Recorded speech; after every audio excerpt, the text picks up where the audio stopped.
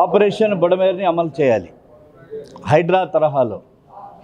చంద్రబాబు నాయుడు గారు బుడమేరు వరద వచ్చినప్పుడు 10 రోజుల పాటు గెస్ట్ హౌస్లో ఇక్కడ సబ్ కలెక్టరేట్లో ఉండి కలెక్టరేట్లో ఎంతో సేవ చేశారు.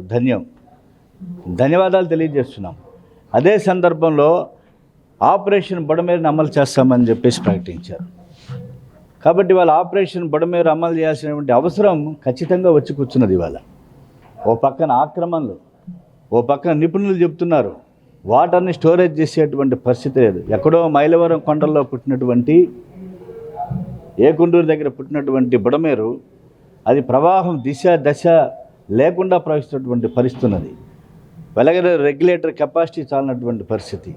అలాగే విజయవాడ వచ్చేటప్పటికి ఆక్రమణలు 3051 ఆక్రమణలు విజయవాడలో సింగనగర్, రాజరాజశ్రీపేట, రామకృష్ణాపురం, దేవీపురం, ఎనికేపాడు వరకు కూడా 3051 ఆక్రమణలు ఉన్నాయని చెప్పి ఖచ్చితంగా కలెక్టరేట్ సర్వే చేసి ప్రభుత్వానికి నివేదికను సమర్పించింది అలాంగ్ విత్ సర్వే నంబర్స్. కాబట్టి ప్రభుత్వం ఏం చేసింది ఈ 8 మాసాల కాలం?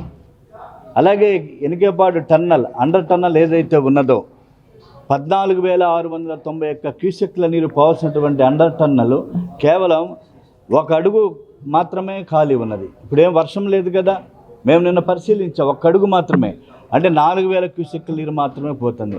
మిగతా 10,000 ఎటు పడుతుంది? విజయవాడ మునిగిపోయేటువంటి పరిస్థితి ఎదురుతుంది. అలాగే బుడమేరు డైవర్షన్ కెనాల్ నుంచి వచ్చేటువంటి వాటర్, వెలగలేరు రెగ్యులేటర్ నుంచి వచ్చేటువంటి వాటర్ అంతా కలిపి విజయవాడలో నిపుణులు చెప్తున్నారు విజయవాడ బుడమేరు సాసర్లాగా ఉంటుందని చెప్పి. కప్పు సాసర్లు తెలుసు కదా, కప్పులో మనం టీ పోస్తే ఆ సాసర్లో మనం తాగే వరకు కూడా కదలదు. కాబట్టి బుడమేరు వాటర్ స్టాగ్నెంట్ అయిపోతుంది విజయవాడలో.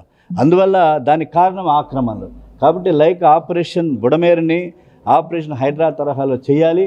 ఆ వైపుగా మా ఉద్యమ కార్యాచరణని ఈ రౌండ్ టేబుల్ సమావేశంలో 3 జిల్లాల సమస్య కాబట్టి ప్రజల సమస్య, this is not a political issue, రాజకీయాలకు అతీతంగా అందరం కూడా కలిసి ఈ ఆపరేషన్ బుడమేరుని అమలు చేసేదానికి ప్రభుత్వమైన ఒత్తిడి తీసుకురావడానికి ఈ రౌండ్ టేబుల్ సమావేశం ఉద్యమిస్తుందని చెప్పి ఆ వైపుగా తీర్మానాలు చేస్తుందని చెప్పేసి పాత్రికేయ ముఖంగా తెలియజేస్తుంది.